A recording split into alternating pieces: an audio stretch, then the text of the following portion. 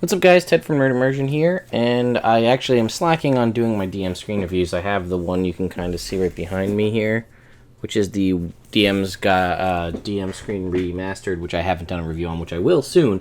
But I do have in hand the Tomb of Annihilation Dungeon Master screen, and Gale Force 9 was nice enough to send me this to do a review copy. That being said, I'm not going to sugarcoat the review. They sent it to me to do a review, and as I've stated, with any time someone sponsors and or gives me something, I'm still going to tell you like it is.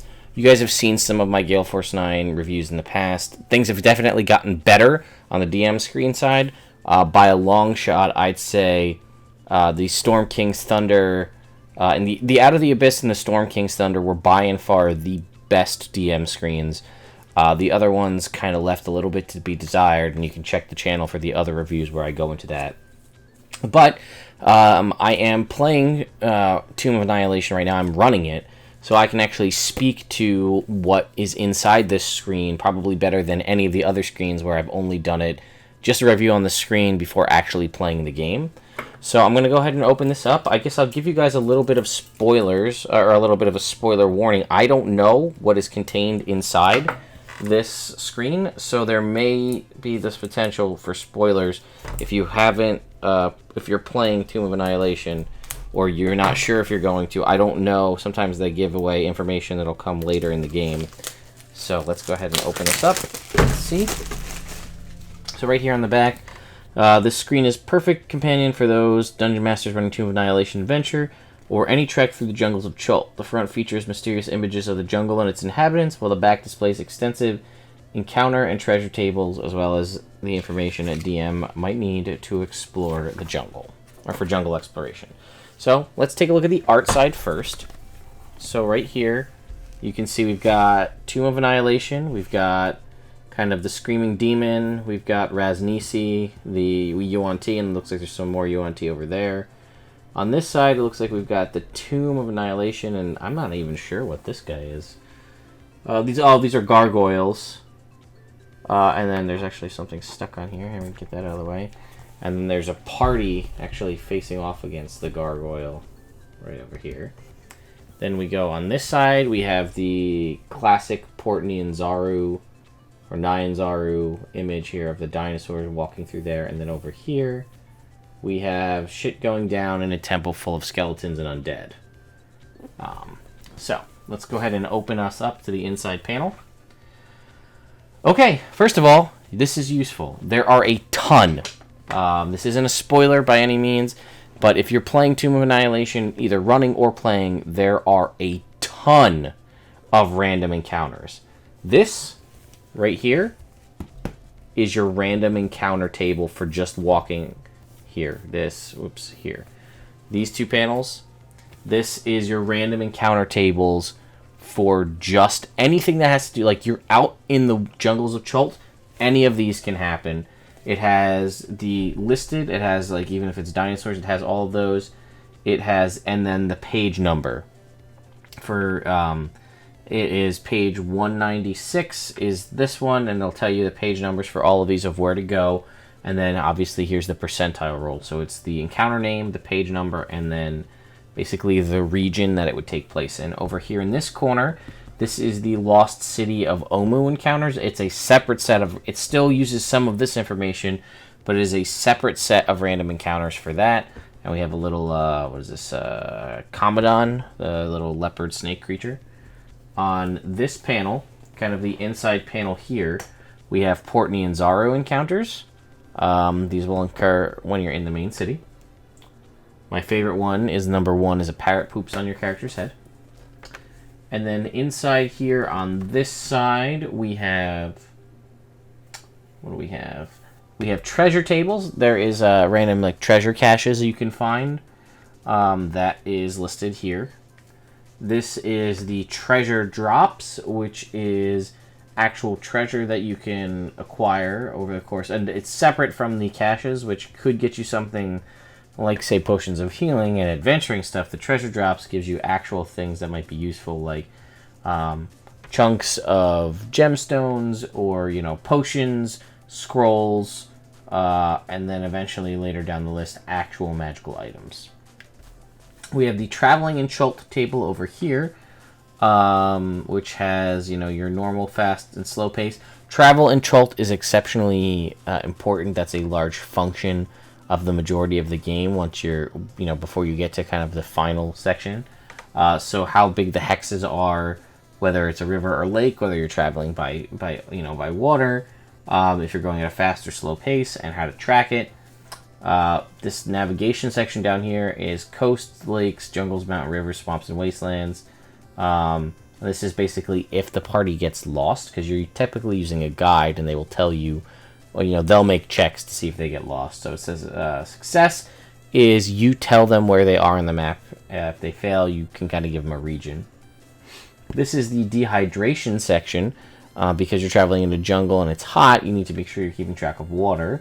And it tells you basically the water needs for creatures of various sizes, how much food per day and water per day they will need. And it tells you basically the rules for dehydration. Up here, this is huge. I couldn't find this for the life of me in the book. You can watch the 24-hour stream. This is the weather. This is huge. So this determines whether, because, like we talked about with dehydration, if people are planning to catch water to drink, they need to know what the weather's going to be like. So it's got a D20 roll. You choose roll for the temperature, which will get you normal, colder than normal or extreme heat. Wind, none, light, or strong. And precipitation is none, light rain, or heavy rain. If there's heavy rain, there's a 25% chance of a tropical storm. And then if there's heavy or extreme heat, it's got a little table for that up here. And then the tropical storm, guys who know the conditions of Chult recommend, bunkering down. If you travel by foot, you gain a level of exhaustion and so on. There's actually a little, I don't know if you can hear it. I think you might be able to even hear that. So like normally, this is me moving my hand across the screen normally. And then there's like a rough patch. Not sure what that is. I can't actually see anything, but it looks like there's a little bit of there's something sticky, or there's a little screw up in the printing. So what are my thoughts on the screen as a whole?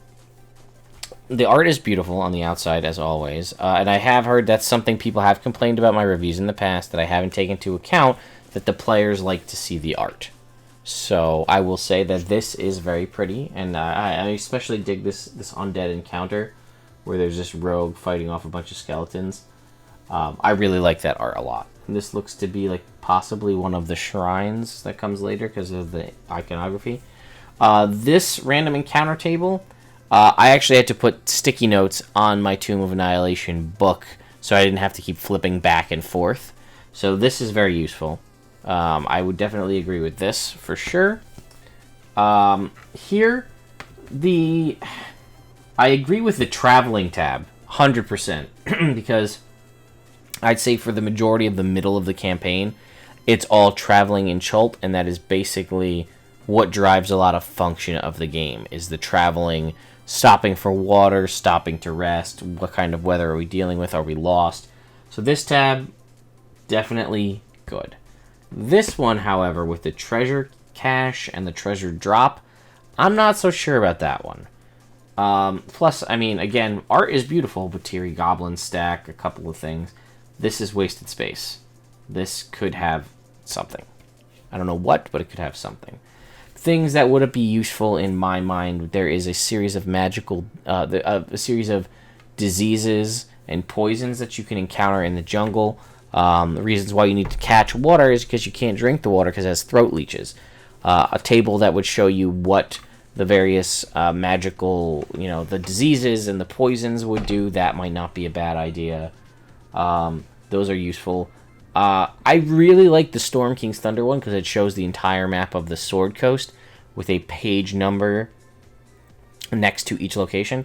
Like, I mean, it is, like, the two middle panels is the Sword Coast region, and it'll show you, like, I don't know, Golden Fields is page 94, Bryn Shander is page 102, Loud, like, places that might only be, like, a brief stop-off without even full encounters, they have the page numbers. And I personally really like that because it allows you to see, where you want to go. I personally would have liked the unveiled DM's map of Chult, because when you get to Annihilation, in the back of the book is a fold-out map that shows the DM version, which if you look on the one side has the whole map revealed and has all of the locations. The other side has the majority of the middle of the map empty, and that's the player map. So if this, instead of having the treasure cache and the treasure drops, and just had the unveiled DM map of Chult, that would be huge, because then you could leave out your map on the table on the player side, refer to the actual map on the screen, and then not have to have the book on that page. You could flip through it. So that would be my recommendation, would be include something, if possible, to have the area, the different diseases and poisons, which I can see why you might not, because eventually, with some of the stuff that they'll have in-game, like rain catchers and things of that nature, it'll sort of become a non-issue unless they get really, really badly lost. But in the middle, I think the map, I think the unveiled DM map should have been a panel. I think that would have been big, in my mind. Well, let me know what you guys think. Are you guys playing in Tomb of Annihilation right now? Or have you played through it already? Are you working about it? What do you think? Based on my review and what you've seen here of this DM screen, is it worth your money? Will you buy it? If not, what would you have liked to have seen in it? And what do you look for in a DM screen? Do you look to just have the conditions, poison, all of those, so you don't have to flip to the player's handbook to find them? What do you want to see in a campaign-specific Dungeon Master screen? So that way, hopefully, this feedback and my feedback can make its way back to Gale Force 9, and they can take that into account when they make the next one for whatever the next campaign is. Anyway, guys, hope you enjoyed this video. Be on the lookout for more D&D product reviews. I have a bunch that I haven't gotten around to doing. They're just kind of in my backlog. So, anyway, guys, hope you enjoyed it, and I'll see you next time.